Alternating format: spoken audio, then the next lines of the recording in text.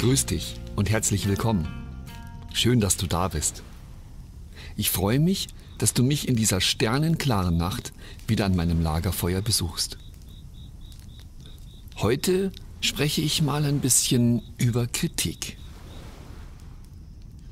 Im Grunde genommen ist es doch so, dass jeder Mensch nach Anerkennung sucht. Und das ist auch ganz natürlich und völlig in Ordnung. Und deshalb empfindest du es auch als sehr verletzend, wenn du für etwas, was du gesagt, getan oder erschaffen hast, keine Anerkennung bekommst. Noch schlimmer ist es, wenn du eine harte Kritik über dich ergehen lassen musst. Die Frage ist jetzt nur, wie kommst du damit klar? Kannst du eine Kritik entspannt entgegennehmen und reflektieren? Oder wirst du sofort wütend und rechtfertigst dich? Vielleicht schluckst du das verletzende Gefühl auch erstmal runter und tust so, als ob dich das nicht treffen würde, sozusagen um dein Gesicht zu wahren, obwohl du dich Stunden später immer noch schlecht fühlst und über diese Situation nachgrübelst. Falls du ein Mensch bist, der es immer allen recht machen möchte, dann solltest du dir folgende Tatsache fest verinnerlichen. Du kannst es niemals allen Menschen recht machen. Punkt. Es wird immer Menschen geben, die anderer Meinung sind, andere Geschmäcker haben, andere Werte vertreten und völlig anders denken als du. Je eher du diese Tatsache akzeptierst und verinnerlichst, desto entspannter wird dein Leben sein. Der einzige Mensch, dem du es recht machen solltest, bist du selbst. Das klingt jetzt vielleicht egoistisch, ist es aber nicht. Es ist dein von Gott gegebenes Recht, dass du dir auf dieser Erde alles erschaffen kannst, was du dir wünschst. Es ist ja schließlich dein Leben, das du hier führst, nicht das Leben anderer. Obwohl es viele Menschen gibt, die das offensichtlich falsch verstanden haben. Ganz wichtig dabei ist allerdings, dass du niemanden einen Schaden zufügst.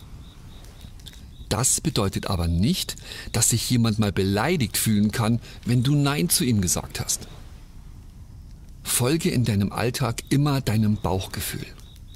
Fühlt sich etwas gut und stimmig für dich an, dann tu es. Wenn das einem anderen Menschen nicht gefällt, ist das nicht dein Problem, sondern seins. Mach dir das bitte immer bewusst.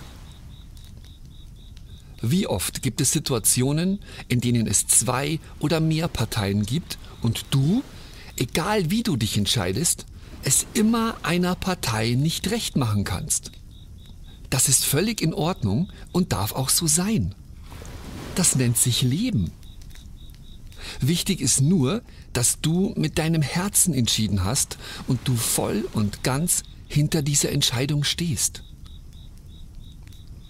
Wie sieht es jetzt aus, wenn du für etwas kritisiert wirst? Ich spreche jetzt von einer ehrlichen, konstruktiven Kritik und nicht von irgendeinem herablassenden Kommentar. Falls du selbst bei einer konstruktiven Kritik ganz schlecht damit umgehen kannst, es vielleicht sogar als persönliche Kriegserklärung empfindest, kannst du Folgendes tun. Lass zuerst einmal dieses schlechte, verletzende Gefühl, das gerade in deinem Körper entsteht und dich überschwemmt, einfach mal zu. Mach es auch genauso mit deinem Ego, dieser inneren Stimme, die vermutlich sofort in deinem Kopf mit wütenden Gegenargumenten losballert. Lass sie ruhig in dir herumschreien. Beobachte sie einfach ein paar Sekunden lang und warte ab, was passiert. Bei mir ist es so, dass sich nach wenigen Sekunden, wenn sich mein Ego ausgetobt und der erste Schmerz nachgelassen hat, die Frage in meinem Kopf auftaucht: Könnte an dieser Kritik wirklich was dran sein? Ich blicke dann also aus einer neuen Perspektive auf mich selbst und spüre in mich hinein, ob das stimmig für mich ist. Während mein Ego also noch etwas beleidigt ist, Bleibe ich trotzdem analytisch, vergleiche ganz neutral alle eingebrachten Argumente und fühle mich dort auch hinein. Wenn ich dann immer noch der Meinung bin, dass die Kritik ungerechtfertigt ist, bringe ich meine Argumente ruhig und sachlich vor und begründe das entsprechend. Wenn ich feststelle, dass die Kritik durchaus berechtigt ist, nehme ich sie offen an und bedanke mich dafür, indem ich beispielsweise sage: Oh, vielen Dank für deine Kritik. So habe ich das noch gar nicht gesehen, aber ich gebe zu, du könntest recht haben. Ich weiß, dass das für so manches Ego eine ziemliche Herausforderung darstellt.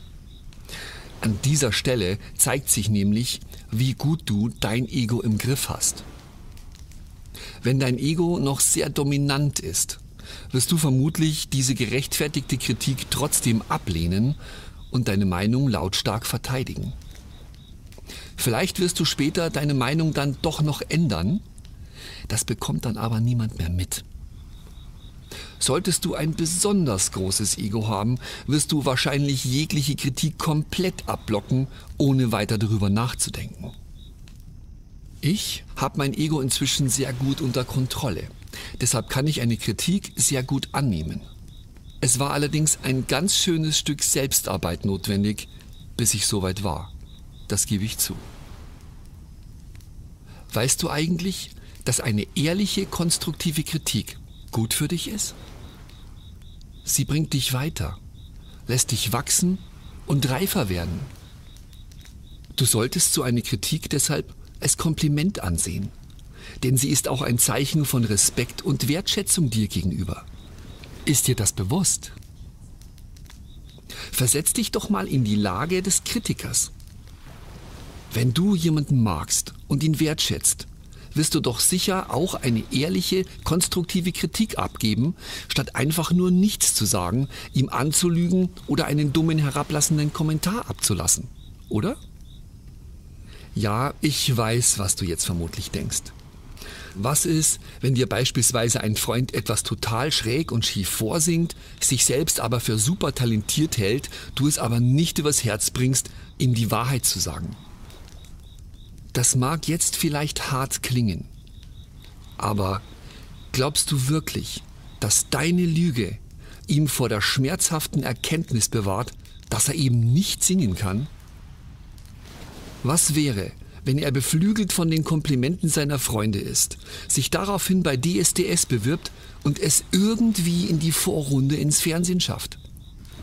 Spätestens, wenn er vor der Jury steht und zum Singen anfängt, wird Dieter Bohlen ihn ganz schnell und ziemlich hart auf den Boden der Tatsachen zurückholen.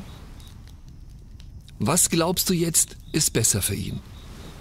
Wenn du es ihm in einem 4-Augen-Gespräch mit einer ehrlichen, konstruktiven Kritik sagst, oder Dieter Bohlen mit einem herablassenden, beleidigenden Kommentar vor einem Millionenpublikum?